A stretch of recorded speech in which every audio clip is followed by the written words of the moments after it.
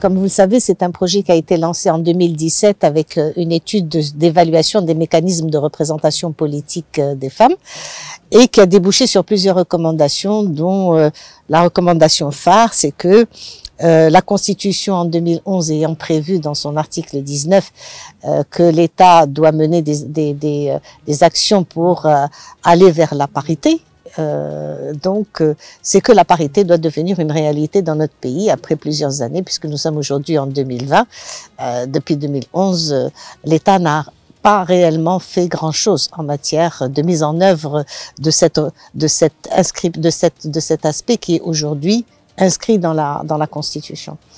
Et donc, nous avons pensé que la meilleure manière, c'était d'abord finalement de sensibiliser. Donc on a sensibilisé énormément de monde et nous sommes arrivés aujourd'hui à une charte d'engagement pour la parité qui regroupe des partis politiques, des syndicats, des ONG de femmes, des ONG de droits de l'homme, des artistes, des universitaires de tout bord, plus de 120 personnes qui ont déjà signé et qui constitue en fait le socle de revendication et de soutien de la parité. Et nous sommes dit, il ne faut pas qu'on s'arrête là, il faut aussi qu'il y ait un soutien populaire. Et c'est pour ça qu'en 2020, nous avons décidé de lancer ensemble. Ce n'est plus un projet de Josour, c'est un projet de l'ensemble des acteurs qui sont aujourd'hui dans la dynamique de la parité maintenant. C'est ce que nous avons appelé El Monasafa Daba, la parité maintenant, de lancer ensemble une pétition que l'on va adresser au président de la Chambre des représentants pour demander, entre autres, mais surtout, la loi cadre, une loi cadre pour la parité, mais aussi l'amendement de plusieurs projets de loi et en priorité, ne pas oublier 2021, qui est une année électorale et donc de la représentation politique des femmes et que nous devons revoir plusieurs textes de loi afin que la femme puisse véritablement être représentée au sein non pas simplement des assemblées mais également des instances, c'est-à-dire des bureaux élus.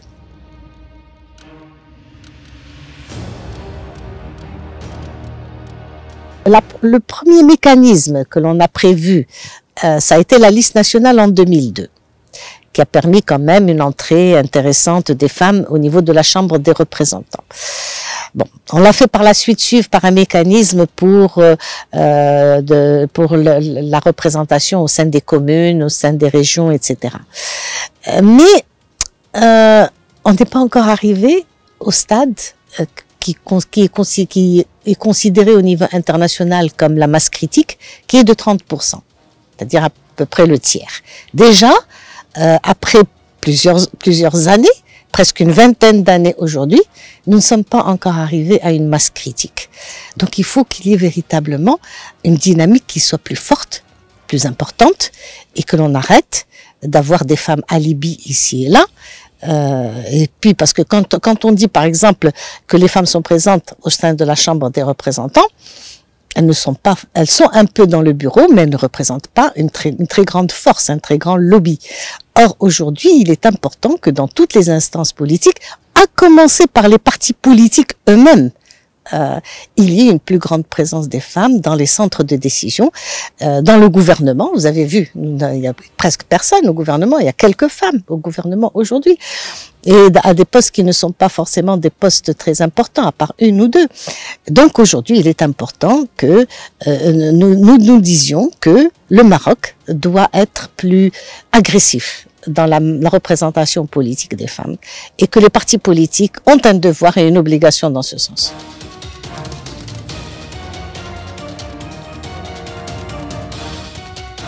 Il y a un peu de tout.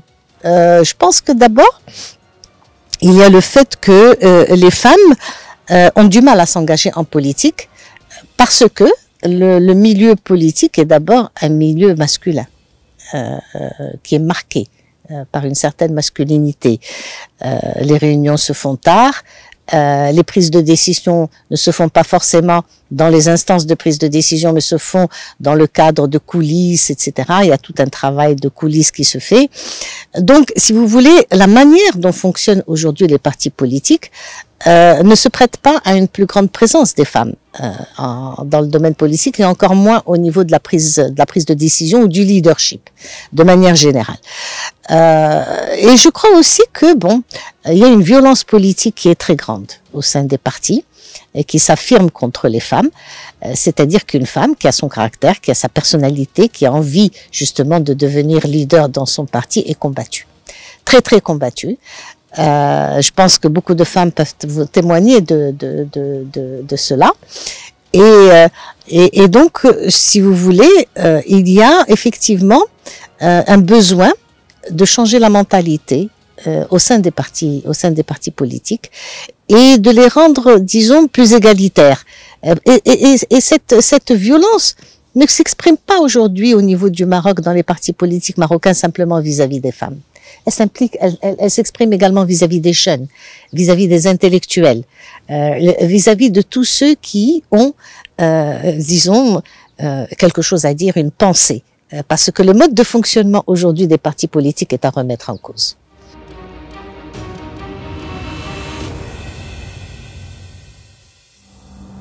Écoutez, moi, ce que je peux vous dire, toutes les femmes ne sont pas des décors, ne sont pas des alibis, c'est certain.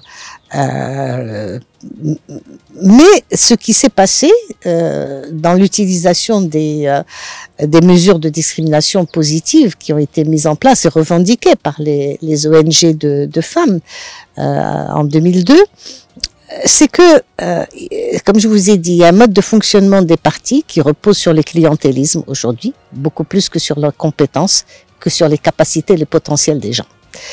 Et c'est pour ça que je vous dis, c'est beaucoup plus visible pour la question des femmes, mais ça s'applique aussi à d'autres catégories, à des catégories comme les jeunes, comme les intellectuels, etc. C'est que aujourd'hui, on est plus dans un mode de fonctionnement de clientèle politique que dans un mode de fonctionnement de pratique politique saine et démocratique au sein des partis politiques. Et donc la liste nationale est plus aujourd'hui utilisée dans le cadre d'un clientélisme politique. Voilà, c'est ce qui fait que ce n'est pas forcément les femmes qui sont porteurs de la question des femmes, qui sont porteurs disons de cette volonté de droits des femmes, de mise en œuvre de politiques de genre et gendérisées, etc., qui se retrouvent forcément au Parlement.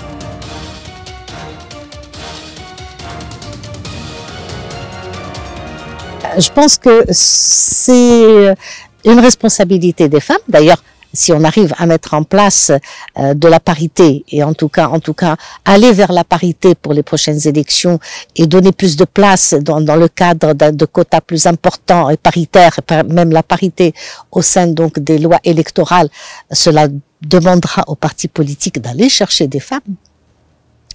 Et puis je pense, et pour moi c'est aussi un appel aux femmes, il ne faut pas délaisser comme cela la scène politique. Les femmes, généralement, se tournent beaucoup plus vers les ONG, se tournent beaucoup plus vers parce que c'est plus facile, mais en tout cas, c'est un terrain où elles peuvent s'épanouir. Et moi, je leur dis que, de toute façon, si elles veulent véritablement avancer, et si le pays tout entier veut véritablement avancer, il faut que les femmes soient là, en leadership, dans le domaine politique. Elles doivent s'affirmer, elles doivent frapper aux portes des partis politiques et leur demander à être candidates.